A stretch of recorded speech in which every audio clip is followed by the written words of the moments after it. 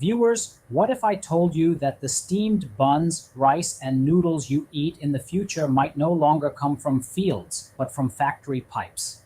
In 2017, Western media asked a provocative question: who will feed China? Back then, China fed nearly 20% of the global population with only 7% of the world's arable land. But as the 2030s approach, the answer may no longer lie in the soil. It may be hidden in the exhaust of smokestacks. In January 2026, the Tianjin Institute of Industrial Biotechnology of the Chinese Academy of Sciences released a seemingly low-key announcement. They had completed a new round of tests on synthetic starch from carbon dioxide, achieving more than a tenfold increase in yield compared to 2021.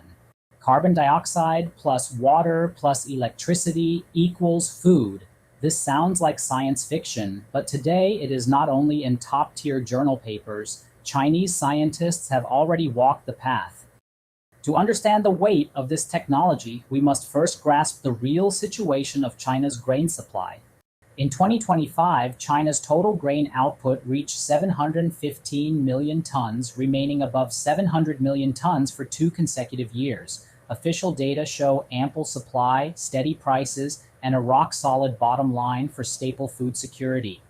But behind the numbers lies another reality. In 2025, China imported 140 million tons of grain. Soybean imports alone reached an astonishing 112 million tons, accounting for 79.6% of total grain imports.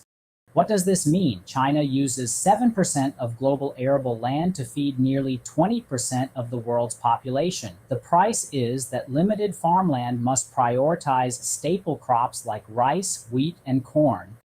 Feed grains such as soybeans and oil crops depend heavily on imports. The 140 million ton annual grain import figure reveals a harsh truth: domestic production still cannot fully meet demand. And that's only the demand side. On the production side, agriculture faces growing constraints: arable land near the red line, worsening water shortages, soil degradation from excess fertilizer and pesticides. Climate change adds more uncertainty each year. So, is there a way to escape land and climate constraints and produce food in a completely new way? Chinese scientists have answered with action: yes. That path is called turning air into food. First on stage is the technology humorously called turning air into steamed buns, artificial starch synthesis. In nature, plants convert CO2 and water into starch through photosynthesis, a process honed over billions of years. But how inefficient is it? Corn's natural starch synthesis rate is only about 1/8 of these artificial pathways.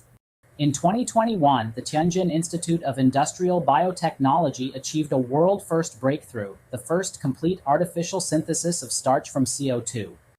The results were published in the top journal Science and hailed as a classic from 0 to 1 original breakthrough. The logic behind this technology is essentially a dimensionality reduction strike against natural photosynthesis. In traditional farming, plants use dozens of complex biochemical steps to make starch, limited by sunlight, temperature, CO2 concentration, and other natural factors, with an energy conversion efficiency of only about 2%. The scientists' new pathway leaps outside nature's framework, requiring just 11 core reactions to go from CO2 to starch molecules at a synthesis rate 8.5 times that of corn. The key to driving this production line efficiently is enzymes. Artificial starch synthesis requires the precise coordination of more than a dozen enzymes, one of which, formaldehyde condensing enzyme, handles nearly half the workload. However, the journey from lab glassware to factory is full of challenges. Researcher Kai Tao of the Tianjin Institute recalled that after the 2021 announcement, the team's phones didn't stop ringing, and they faced a barrage of questions. Can this be tested for industrialization? Where are the bottlenecks in engineering? Starch is cheap, yours is expensive. Why bother? For a long time I was anxious, Kai Tao said. But the team didn't stop. By the end of 2022, an engineering test platform for CO2 to starch was built and began testing. Ma Yuanhe, founding director of the Tianjin Institute, summed up the team's determination. Industrialization was our original ideal and our ultimate goal. The initial climb was so hard, how could we stop halfway? As it turned out, pushing forward with grit really does pay off. In January 2026, the Tianjin Institute completed the latest round of tests, achieving a more than tenfold increase in starch yield compared to 2021. Production costs dropped sharply, bringing industrial application ever closer. In March 2026, the Institute's spin-off company, Henghai Kaiwu, successfully achieved kilogram-scale production, and 5 domestic pharmaceutical companies quickly placed orders. For now, this starch remains expensive, 60,000 yuan for 100 grams, used mainly in high-end pharmaceuticals for precise molecular separation, enhancing efficacy and reducing side effects. But it marks the first step out of the ivory tower into real industrial validation. In October 2025, the first international conference on CO2 fixation and bioconversion was held in Tianjin. The CAS International Scientific Program on CO2 Bioconversion, led by the Tianjin Institute, was officially launched, joining global scientific forces to unravel the mechanisms of CO2 fixation and conversion, opening new pathways to tackle climate change and food security. But starch is only one basic component of human food. To fully write the air-to-food story, we need another key nutrient, protein. And on that track, another group of Chinese scientists has taken a different direction. Turning CO2 into glucose and fatty acids sounds even more magical than synthesizing starch, but in the hands of Chinese researchers, it has also become reality.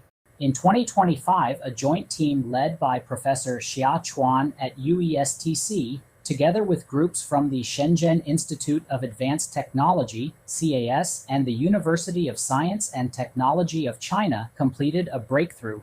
Using an electrocatalysis plus biosynthesis approach, they successfully synthesized glucose and fatty acids from CO2. The work was published as a cover story in Nature Catalysis. The ingenuity lies in finding a key intermediate, acetic acid. Xia's team designed a novel solid-state electrolyte device that first efficiently reduces CO2 to high-purity carbon monoxide, then uses grain boundary copper to catalyze it into acetic acid, providing clean feedstock for subsequent microbial fermentation. Then, genetically engineered brewer's yeast takes over. Xia describes the process as the microbe feeding on vinegar. As the yeast consumes acetic acid, it synthesizes glucose and fatty acids. The most delicate step is precise genetic intervention. The team discovered that while yeast synthesizes glucose, it also consumes it, like eating while cooking, never saving a full plate. So they knocked out 5 genes responsible for glucose metabolism and inserted 2 foreign genes, forcing the cells to focus all their energy on accumulating glucose. Academician Deng Zixin, director of the State Key Laboratory of Microbial Metabolism at Shanghai Jiaotong University, commented that this research opens a new strategy for producing glucose and other food products by combining electrochemistry with living cell catalysis, providing a new paradigm for electricity-driven novel agriculture and biomanufacturing. Of course, the quest to extract nutrients from air is not exclusive to Chinese scientists. In recent years, Finnish food technology company Solar Foods has developed an air protein called Solane. Its process requires no soil, crops, or climate conditions, only CO2, water, and electricity to produce protein via gas fermentation. It is among the first air proteins to reach commercial markets globally. If we widen the lens, this story is not just about food, it's about the planet's most intractable problem, carbon emissions. Globally, the typical cost of post-combustion carbon capture is $50 or $80 per ton of CO2, while direct air capture runs from $300 to $1,000 per ton, making carbon capture a luxury emission reduction. Many companies that want to cut carbon are discouraged by the price. But what if you could take the CO2 you capture and sell it instead of burying it underground? That is exactly what one Chinese company is doing. In August 2025, a coal-fired power plant of Ningbo Jufeng Thermal Power adopted a new technology. Flue gas CO2 and SO2 are absorbed by ammonia, converted into ammonium sulfate and ammonium bicarbonate, then mixed with synergists and granulated to produce carbon-sulfur synergistic fertilizer. The project leader summed it up simply: flue gas goes in one end, fertilizer comes out the other. The plant's carbon capture unit is designed to capture 10,000 tons of CO2 per year, while co-producing about 30,000 tons of compound fertilizer. 10,000 tons of CO2 is roughly equivalent to the annual carbon absorption of 2,667 acres of forest. According to trials conducted by the Ningbo Academy of Agricultural Sciences over a full rice season, fields using this fertilizer showed significantly higher yield and quality. This means carbon capture is no longer a pure cost. It can become a revenue-generating green industry. There's another direct path for agricultural CO2 use: CO2-enriched agriculture. Inner Mongolia is an early pioneer. As early as 2008, the region developed CO2 gas fertilizer applicators and included them in farm machinery subsidies. After years of exploration, it has cumulatively promoted such techniques on 300,000 acres of protected agriculture and over 1 million acres of open fields. Experimental data show that CO2 fertilization increases tomato yield by 18.84% and lycopene content by 44.60%, while corn yield in open fields reached 14,070 kg per hectare. In 2026, during the Inner Mongolia Autonomous Region's 2 sessions, political advisor Li Wenping submitted a proposal to move high-purity CO2 from factories to farmlands, bridging the last mile between industrial carbon capture and agricultural carbon utilization. This approach not only boosts agricultural output, but also provides a market outlet for the carbon capture industry. By now, you must be asking, since the technology works, can we eat air-made steamed buns today? Honestly, not yet, at least not affordably. The only real bottleneck for artificial starch to reach ordinary people's tables is cost. Although today's efficiency is more than 10 times higher than in 2021, the cost is still tens or even hundreds of times higher than naturally grown starch. Academician Liu Chenli, director of the Institute of Synthetic Biology at Shenzhen Institute of Advanced Technology, frankly states that from the perspective of national strategic needs, the long-term goal of artificial starch is to solve emergency food supply under extreme conditions, not to replace traditional agriculture in the short term. This highlights the most realistic value of this technology, not replacement, but complementarity. The 2026 Central Document No. 1 explicitly calls for developing ecological and low-carbon agriculture. For food security, the state allocates over 8 billion yuan annually in dedicated funds for technology R&D and promotion.